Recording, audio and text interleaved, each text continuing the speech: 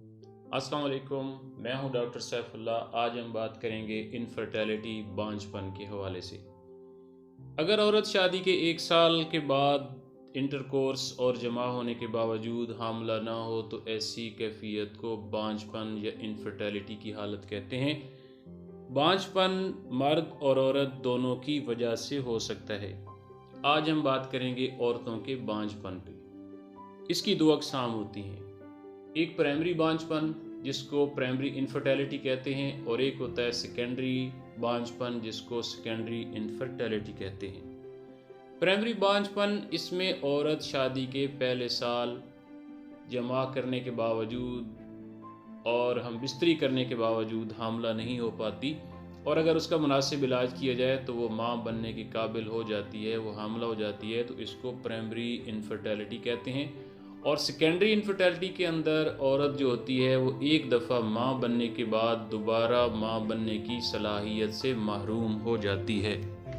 तो इस हालत को सेकेंडरी इनफर्टिलिटी या सेकेंडरी बांझपन कहते हैं। इसकी वजूहत रहम की ख़राबियाँ हो सकती हैं, जैसे कि उसके अंदर रसोलियाँ होती हैं, पानी की सिस्ट बन जाती हैं, ओवरीज़ की ख़राबियाँ होती हैं, ओवरीज सुकड़ जाती हैं, उनके अंडे जो होते हैं, फॉलिकल्स जो होते हैं वो अनमेच्योर होते हैं, और उनके अंदर पानी की थैलियाँ जिनको सिस्ट कहते हैं बन जाती हैं।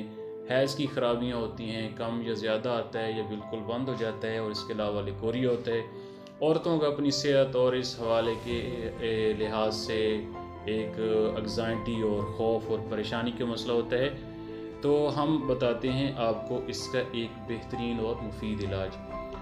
ओवरीज़ की सिस्ट और यूट्रस की सिस्ट और रसोलियों का तो हम अलग से इलाज बताएंगे। आज हम आपको बताएंगे कि लिकोरिया और एग के मेच्योर न होने की वजह से या हैज़ की खराबियां की वजह से अगर ये बांझपन होता है तो उसका क्या इलाज होता है।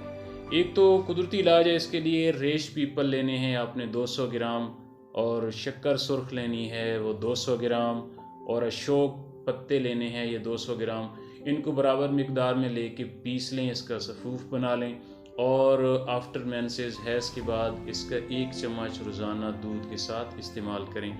इसके अलावा होम्योपैथिक की कुछ अद्वियात हैं जो इस मसले के लिए बहुत ज़्यादा इफ़ेक्टिव हैं, बहुत ज़्यादा फ़ायदेमंद हैं। तो उसके लिए करना क्या है आपने कि हेलोनायास, अशोका और अलेट्रस, ये क्यू में जिसको मदर टिंचर कहते हैं, ले लें और इनको बराबर मिकदार में मिक्स कर लें, और उनमें से 10 कतरे 1 घूंट पानी में सुबह दोपहर शाम इस्तेमाल करें।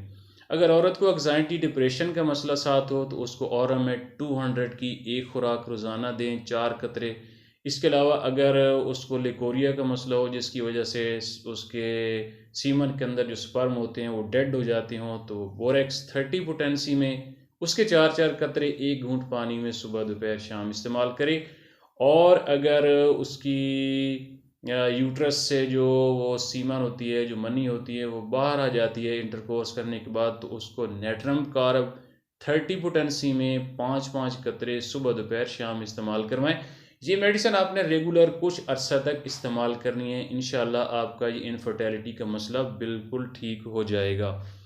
आपको मेरी वीडियो पसंद आई है, इसे लाइक करें।